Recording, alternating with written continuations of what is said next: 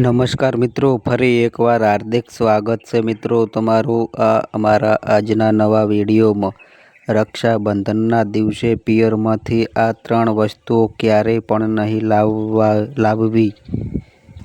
પતિ બરબાદ થઈ જાય છે, વિવાહિત સ્ત્રીઓ આ વિડીયો ખાસ જોવે। નમસ્કાર મિત્રો, આપ સૌનું હાર્દિક સ્વાગત છે અમારા આજના નવા વિડીયોમાં। જો તમે રક્ષાબંધનના દિવસે ભૂલથી પણ આ વસ્તુઓ પિયરમાંથી તમારા ઘરે લઈને આવો છો તો આખું ઘર બરબાદ થઈ શકે છે, પતિનું મૃત્યુ પણ થઈ શકે છે।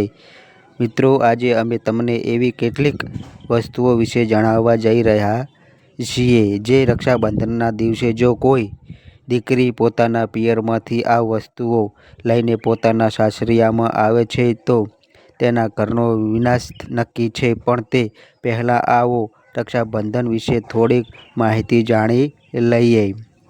મિત્રો, આજનો વિડીયો ખૂબ જ ખાસ છે।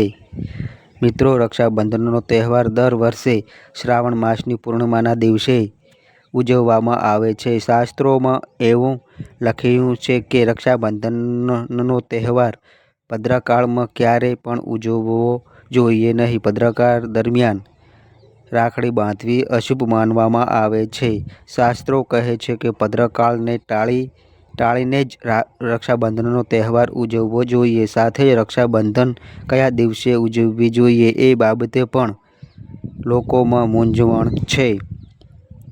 મિત્રો, આ વખતે કેટલાક લોકો માને છે કે રક્ષાબંધન 8 ઓગસ્ટ મનાવવી જોઈએ, જ્યારે કેટલાક લોકો એવું કહે છે કે 9 ઓગસ્ટે રક્ષાબંધનનો તહેવાર ઉજવવો વધુ શુભ રહેશે। તો આજે આ વિડીયોમાં અમે તમને જણાવીશું કે સાચી તારીખ કઈ છે, 8 ઓગસ્ટ છે કે 9 ઓગસ્ટ। સાથે સાથે અમે તમને ભદ્રકાળનો સમય પણ જણાવીશું, કારણ કે આ વખતે રક્ષાબંધન પર ભદ્રકાળ રહેશે, એટલે રાખડી બાંધવાનો શુભ સમય જાણવો ખૂબ જ જરૂરી છે। અને અમે એ પણ જણાવીશું કે રક્ષાબંધનના દિવસે પિયરમાંથી કઈ વસ્તુઓ ભૂલથી પણ સાસરિયામાં લાવવી જોઈએ નહીં। મિત્રો, વિડીયોમાં આગળ વધતા પહેલાં તમને એક નાની વિનંતી છે કે આ વિડીયોને અંત સુધી જોતા રહેજો, કારણ કે આ માહિતી બહુ જ કિંમતી છે। અને કોમેન્ટ બોક્સમાં જય માતા લક્ષ્મી અને તમારા કુળદેવીનું નામ પણ જરૂરથી લખજો। મિત્રો જુઓ, વાત એવી છે કે અમારું કામ તો માત્ર સલાહ આપવાનું છે। અમે તો ફક્ત સલાહ આપીએ છીએ। હવે તમે એ માનો કે ન માનો એ તમારી મરજી છે। પણ મિત્રો, એક વાત જરૂર કહીશું કે જો તમે આ વાત માની લેશો તો તમારો બેડો પાર થઈ જશે। આ વિડીયો અંત સુધી જોયા પછી તમને કોઈ પણ પ્રકારની મુશ્કેલીનો સામનો કરવો નહીં પડે। આગળ તમારી મરજી। તમે પોતે જ એટલા સમજદાર છો। તો ચાલો પ્રિય મિત્રો, આ વિડીયોમાં વધુ સમય બગાડ્યા વગર વિડીયો હવે શરૂ કરીએ। મિત્રો, રક્ષાબંધનનો તહેવાર ભાઈ બહેનના અતૂટ પ્રેમનું પ્રતીક છે। આ દિવસે બહેન પોતાના ભાઈના હાથમાં રક્ષાસૂત્ર એટલે કે રાખડી બાંધે છે અને તેના દીર્ઘાયુ અને સારું આરોગ્ય રહે તેવી પ્રાર્થના કરે છે, અને ભાઈ પણ જીવનભર પોતાની બહેનની રક્ષા કરવાનું વચન આપે છે। મિત્રો, તમને જણાવી દઈએ કે શાસ્ત્રોમાં ભદ્રકાળ દરમિયાન રાખડીનો તહેવાર મનાવવો અશુભ માનવામાં આવ્યો છે, એટલે ભૂલથી પણ ભદ્રકાળમાં તમારા ભાઈને રાખડી બાંધશો નહીં। આ પાછળ એક પૌરાણિક કથા પણ છે।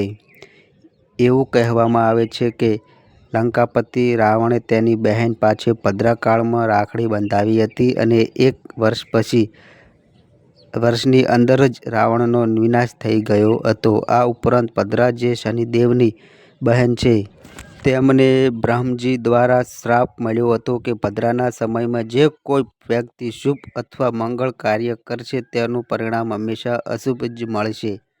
એટલે તમે ભૂલથી પણ ભદ્રકાળ દરમિયાન રક્ષાબંધન ન ઉજવો। અને રક્ષાબંધનની શરૂઆત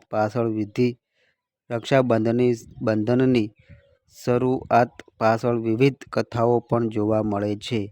જેમાંની એક કથા મુજબ ભગવાન શ્રીકૃષ્ણએ એક યુદ્ધ દરમિયાન અંગૂઠામાં ઈજા થઈ ત્યારે દ્રૌપદીએ પોતાના કાપડનો ટુકડો ફાડીને તેમને બાંધ્યો હતો. ત્યારે ભગવાન કૃષ્ણએ દ્રૌપદીને જરૂર પડે ત્યારે મદદ કરવાનું વચન આપ્યું હતું. એક બીજા કથા અનુસાર ભગવાન શ્રી હરિવિષ્ણુને રાજા બલિના બંધનમાંથી મુક્ત કરવા માટે માતા લક્ષ્મીએ રાજા બલિને રાખડી બાંધી હતી. રાજા બલિએ રક્ષાનું કવચ આપ્યું અને ભગવાન વિષ્ણુ મુક્ત થયા હતા. આ રીતે રક્ષાબંધનનો તહેવાર માતા લક્ષ્મી સાથે પણ જોડાયેલો છે.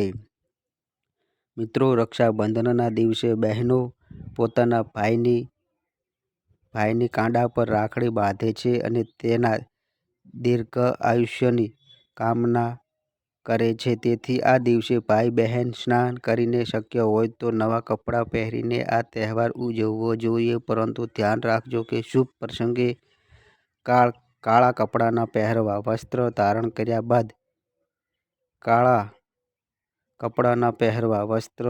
કર્યા બાદ ભેગા મળીને ભગવાનની પૂજા કરવી જોઈએ. પૂજા પહેલાં પૂજન થાળી તૈયાર કરો, જેમાં લોળી, ચંદન, અક્ષત, રાખડી, મીઠાઈ અને શુદ્ધ ઘીનો દીવો રાખવો. મિત્રો, દીવો તમે ઈચ્છો મુજબ લોટનો, માટીનો કે પિત્તળનો પણ બનાવી શકો છો, જેની મદદથી તમે તમારા ભાઈની આરતી ઉતારશો.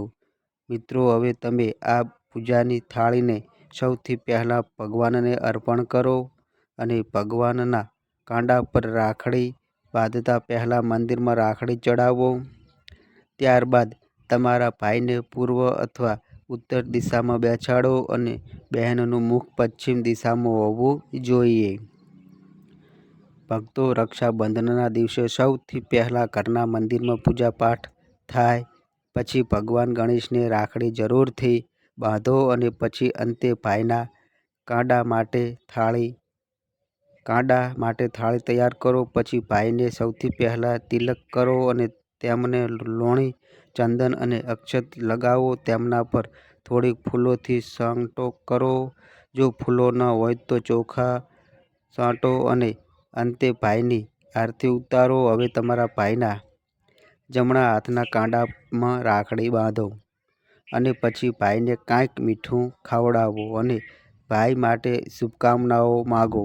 રાખડી બાંધ્યા પછી ભાઈએ પણ પોતાની બહેનને કોઈ પણ મુસીબતથી રક્ષણ આપવાનું વચન આપવું જોઈએ. ભાઈએ વચન આપવું જોઈએ કે બહેન, હું તારી સદાય રક્ષા કરીશ, તારી દરેક ઈચ્છા પૂર્ણ કરીશ. જો મા બાપ નથી તો તેમની કમી હું પૂરી કરીશ.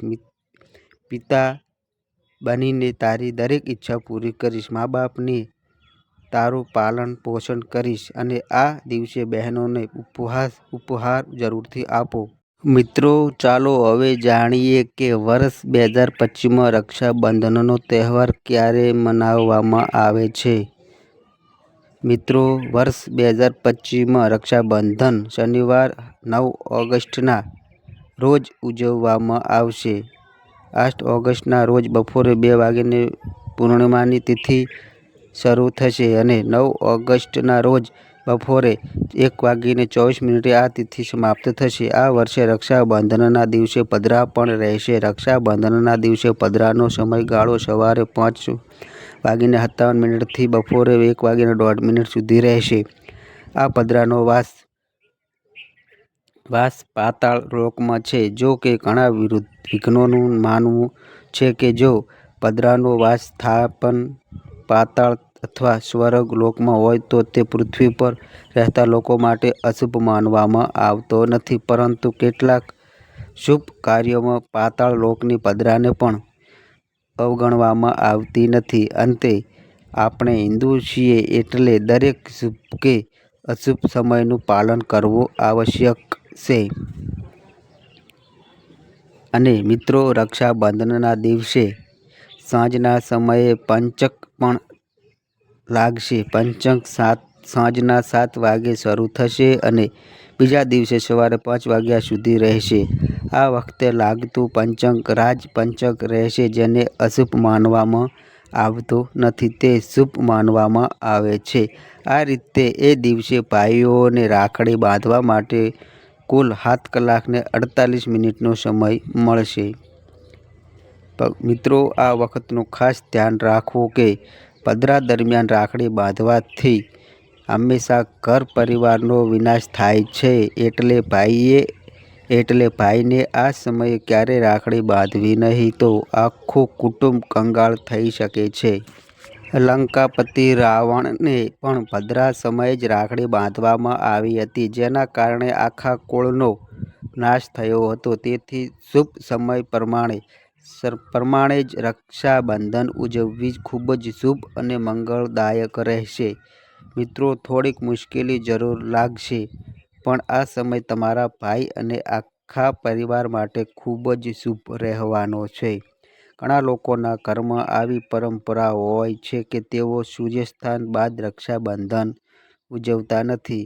મિત્રો, યોગ્ય મુહૂર્તમાં રાખડી બાંધવાથી ભાઈને લાખો ગણું શુભ ફળ મળે છે. તેનું ક્યારેય અમંગળ નહીં થાય. એવી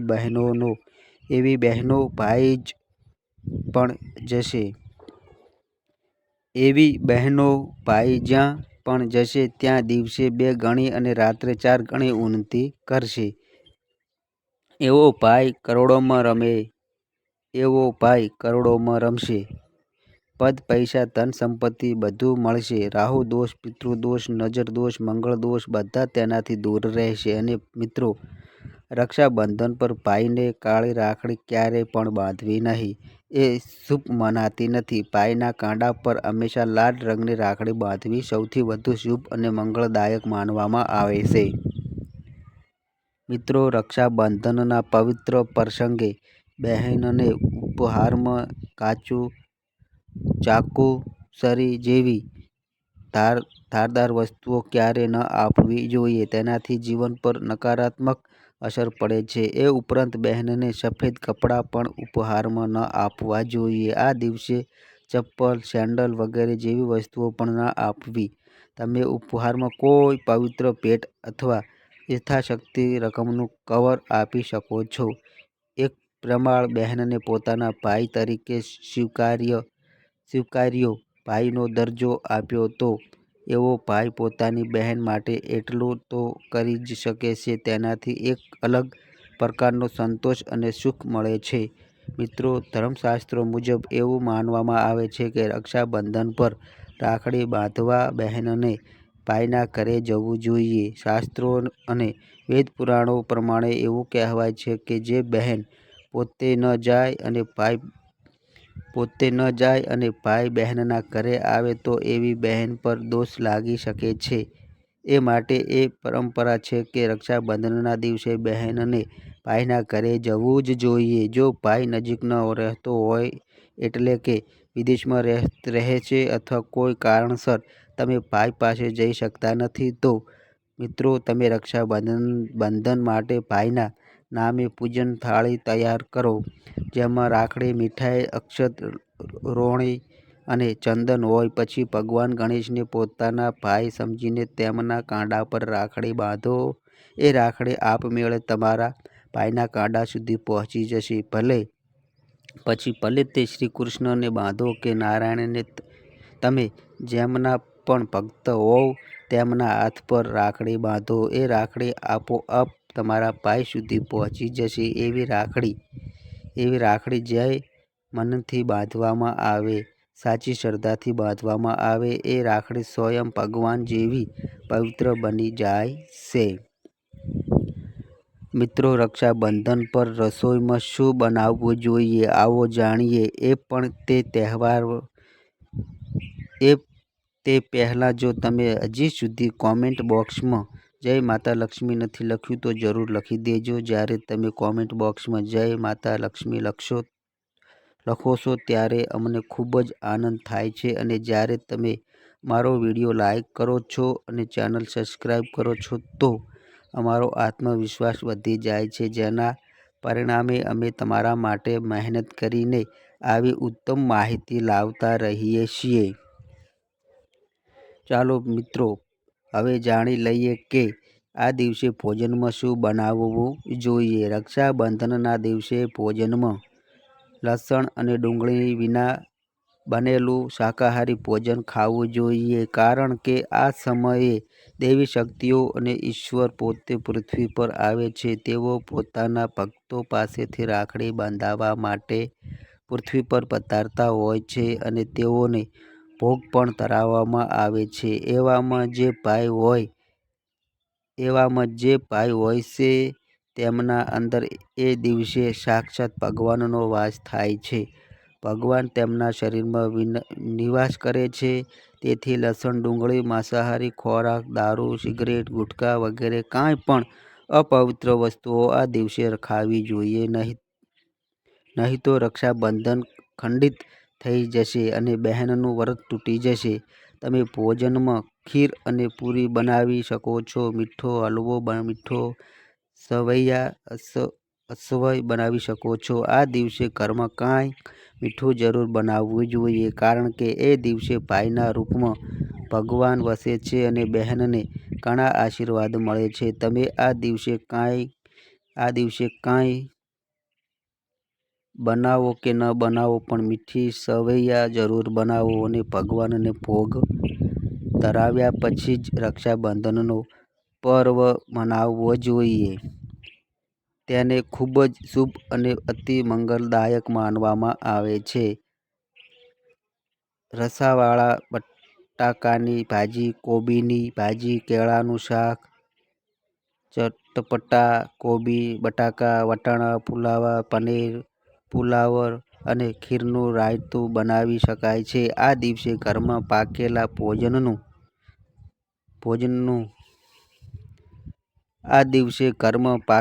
ભોજનનું બનાવવું જરૂરી છે. આ દિવસે તવો ચડાવવો નહીં જોઈએ, તેને અશુભ માનવામાં આવે છે. કડાઈ ચડાવીને જ ભોજન બનાવવું જોઈએ. શાસ્ત્રોનું કહેવું છે કે કડાઈમાં બનતું ભોજન તહેવારના શુભ સમય માટે યોગ્ય હોય છે.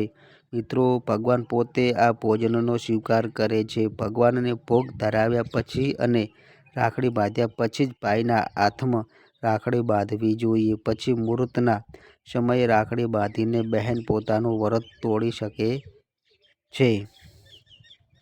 બહેનને સૌ પ્રથમ એક કોળિયો ભાઈને જરૂરથી ખવડાવવો જોઈએ અને ભાઈએ પણ બહેનનું વ્રત સંપૂર્ણ કરાવવું જોઈએ. એટલે ભાઈએ પણ બહેનને એક કોળિયો જરૂરથી ખવડાવવો જોઈએ. તેનાથી પ્રેમ વધે છે અને ભગવાન ખૂબ આશીર્વાદ આપી પોતાના સ્વર્ગલોકમાં પરત જાય છે. કહેવાય છે કે જે બહેન રક્ષાબંધનના દિવસે ભાઈ માટે વ્રત નથી રાખતી અને ફક્ત રાખડી બાંધી દે છે, તો એવા ભાઈનું આયુષ્ય ઘટે છે, ભગવાન નારાજ થઈ જાય છે અને વ્રત ખંડિત થઈ જાય છે. કોઈ પણ ભાઈની બહેનને આ દિવસે વ્રત જરૂરથી રાખવું જોઈએ, કારણ કે તેનાથી ભાઈનું આયુષ્ય વધી શકે છે, પ્રેમ વધી શકે છે અને ભગવાન પ્રસન્ન રહે છે.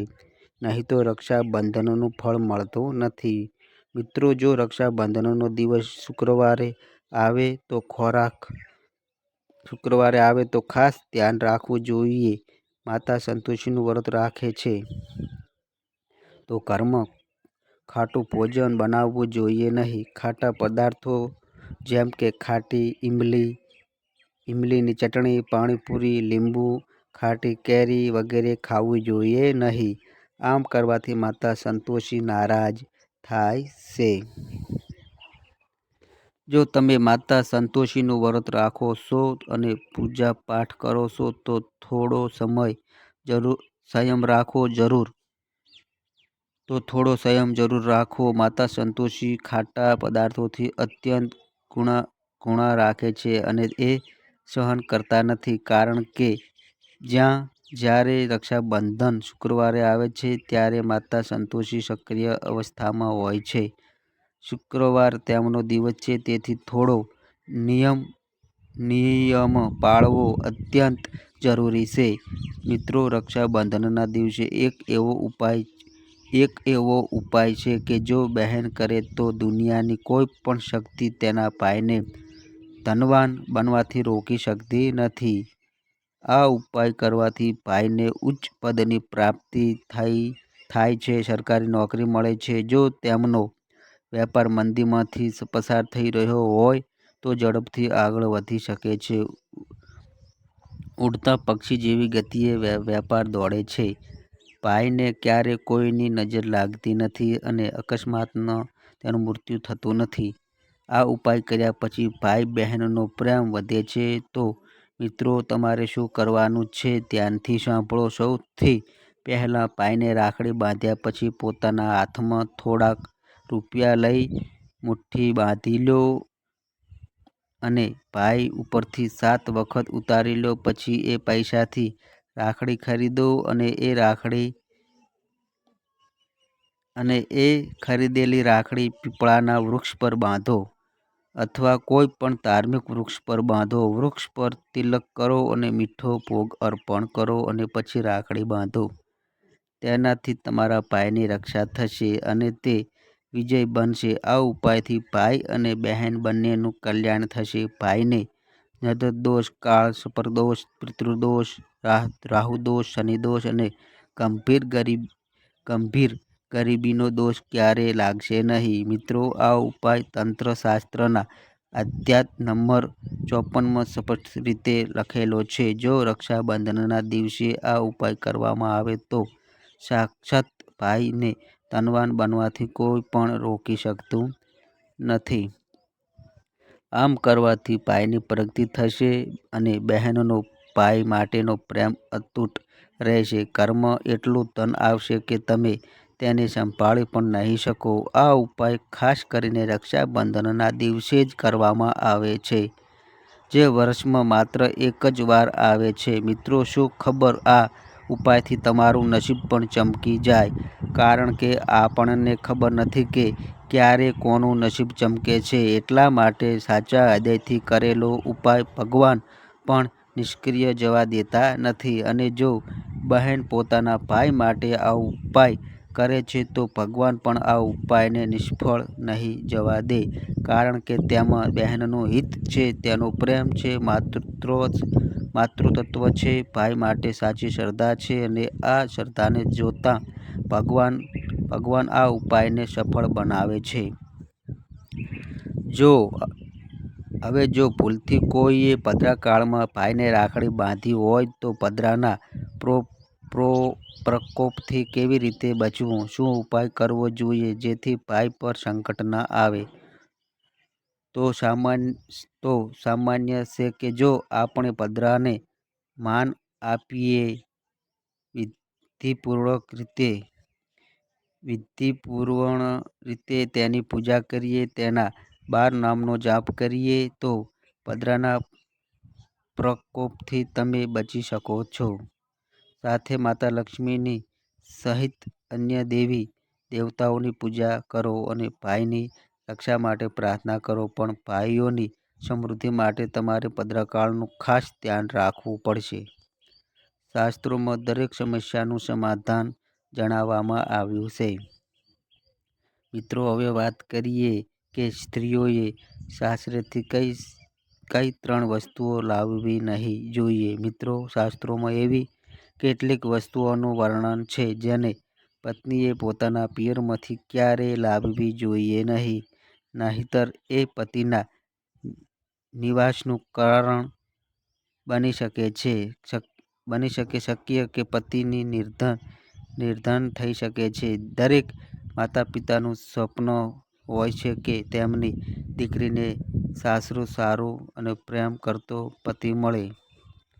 સાસરિયામાં તેમની દીકરીનો આદર સન્માન થાય અને ત્યાં અનેક ખુશીઓ આવે. પણ ઘણીવાર માતાપિતા એવી કેટલીક ભૂલો કરી બેસે છે જેના કારણે દીકરી અને તેના પતિને આખા જીવનભર દુઃખ સહન કરવું પડી શકે છે. દીકરીને આપવામાં આવેલી કેટલીક વસ્તુઓના કારણે તેના જીવનમાં સુખની જગ્યાએ દુઃખ અને દરિદ્રતા આવી જાય છે. ચાલો જાણીએ કે દીકરીને કઈ વસ્તુઓ ભૂલથી પણ આપવી નહીં જોઈએ. દીકરીને ક્યારેય મરચું ન આપવું જોઈએ. એવું માનવામાં આવે છે કે મરચાં આપવાથી તેના લગ્ન જીવનમાં કડવાશ આવી શકે છે. એવું માનવામાં આવે છે કે મરચાંમાં મરચાં આપવાથી તેના અને પતિ વચ્ચે મનમેળ ટકી શકતો નથી. દીકરીને ફળ કે સૂકા મેવા આપી શકાય છે અને શુભ માનવામાં આવે છે.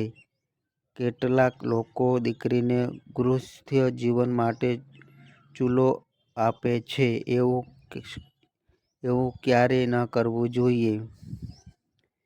માનવામાં આવે છે કે ચૂલો આપવાથી તેઓ પોતાના પરિવારથી પોતાનો ચૂલો અલગ કરી લે છે. ચૂલાની જગ્યાએ તમે અન્ય ઘર ગૃહસ્થી સાથે સંબંધિત બીજી વસ્તુઓ આપી શકો છો. દીકરીને ભૂલથી પણ તીક્ષ્ણ અને ધારદાર વસ્તુઓ આપવી નહીં જોઈએ. તેનો અર્થ એવો થાય છે કે તમે તેના સંબંધોમાં મિલાપ થવામાં અવરોધ ઊભો કરી રહ્યા છો. તમે તમારી દીકરીને મીઠી વસ્તુઓ આપી શકો છો. તેનાથી પ્રેમ અને લાગણી વધી શકે છે. દીકરીને ભૂલથી પણ અથાણું આપવું જોઈએ નહીં, કારણ કે તેનાથી સંબંધોમાં ખટાશ આવી શકે છે, જ્યારે તમે તેને ખાવા પીવાની બીજી વસ્તુઓ આપી શકો છો. મિત્રો, જો તમને એવું લાગતું હોય કે તમારા પિયરમાંથી તમને એ સન્માન નથી મળતું જેના તમે હકદાર છો અને હવે એ સન્માન મેળવવા ઈચ્છો છો, અથવા જો કોઈ સ્ત્રીને એવું લાગે છે કે તેના પતિને તેના ઘરે માન અપાતું નથી, તો તે ખૂબ જ સરળ ઉપાય કરી શકે છે. થોડા જ દિવસોમાં તેની અસર જોવા મળશે. તમારા પતિને તમારા પિયરમાં એ સન્માન મળશે જેના તેઓ હકદાર છે. દરેકને ઈચ્છા હોય છે કે સમાજમાં દરેક વ્યક્તિ તેનો આદર કરે અને તેને સન્માન આપે, પણ ઘણીવાર એવું થાય છે કે નકારાત્મક શક્તિઓના કારણે વ્યક્તિને યોગ્ય સન્માન મળતું નથી. તે જ સમયે જ્યોતિષશાસ્ત્રમાં કેટલાક એવા ઉપાય બતાવવામાં આવ્યા છે જેના દ્વારા વ્યક્તિને સન્માન, ધન અને નોકરી જેવી બધી સમસ્યાઓથી મુક્તિ મળી શકે છે. તો ચાલો જાણીએ એવા કેટલાક ઉપાયો વિશે. જો તમે ઈચ્છો છો કે સમાજમાં અને તમારા સાસરિયામાં તમને સન્માન મળે, તો તમારે રાતે સૂતા પહેલાં તાંબાના પાત્રમાં પાણી ભરીને એમાં સોનાનો ચાંદીનો એક સિક્કો કે દાગીના નાખી દેવા અને તેને પલંગ પાસે રાખવું. સવારે ઉઠતાં જ મોઢું ધોયા વગર એ પાણી પી જવું. આ ઉપાય કરવાથી વ્યક્તિને યોગ્ય સન્માન મળવા લાગે છે, સાથે જ તમારા જીવનમાં જેટલો પણ તણાવ હોય તે પણ સમાપ્ત થવા લાગે છે. તમારા મનમાં કે દિમાગમાં કોઈ પણ પ્રકારનો તણાવ હોય તે પણ દૂર થઈ જાય છે. રાત્રે સૂતા પહેલાં તમારા પલંગની નીચે પાણીથી ભરેલું એક પાત્ર રાખો અને સવારે એ પાણી ઘરથી બહાર ફેંકી દો. આ ઉપાયથી જો કોઈ વાદ-વિવાદ હોય અથવા કોઈ વ્યક્તિ તમને દોષ લગાવતો હોય તો તે સાબિત થતું નથી. આ ઉપાયને કરવાથી તમને દરેક પ્રકારના ઝઘડાઓથી રક્ષા મળે છે. તમારા પર કે તમારા ઘરમાં જેટલી પણ નકારાત્મક ઉર્જા હોય તે પાણી દ્વારા ઘરમાંથી બહાર નીકળી જાય છે. આ ઉપાય રોજ કરશો તો થોડા જ દિવસોમાં તેના લાભ તમને દેખાવા લાગશે. મિત્રો, સમાજમાં સન્માન મેળવવા અંગેની સમસ્યાઓ માટે કે જો તમને નોકરી મળતી નથી, તમારો વ્યવસાય બરાબર નથી ચાલતો, તો તમારે કબૂતર અને ચકલીને ચોખા અને બાજરાનું મિક્સ ખવડાવવું જોઈએ. સાથે જ તમારે બાજરો શુક્રવારના દિવસે ખરીદવો અને શનિવારથી આ ક્રિયા શરૂ કરવી. આ ઉપાય કરવાથી ઘણો લાભ મળે છે અને સન્માનની સાથે સાથે ઘરમાં ધન સંબંધિત સમસ્યાઓ પણ દૂર થઈ જાય છે. સાથે સાથે બુધવારના દિવસે ગણપતિને ધૂપ અર્પણ કરવાથી પણ વ્યક્તિને સન્માનની પ્રાપ્તિ થાય છે. તો મિત્રો, જો તમને આ વિડીયો પસંદ આવ્યો હોય તો વિડીયોને એક લાઈક કરો અને શેર કરો અને કોમેન્ટ જરૂરથી કરજો અને તો બસ મિત્રો, આજે આટલું. ફરી મળીએ એક નવા વિડીયો સાથે. ત્યાં સુધી બધાય મિત્રોને હર હર મહાદેવ.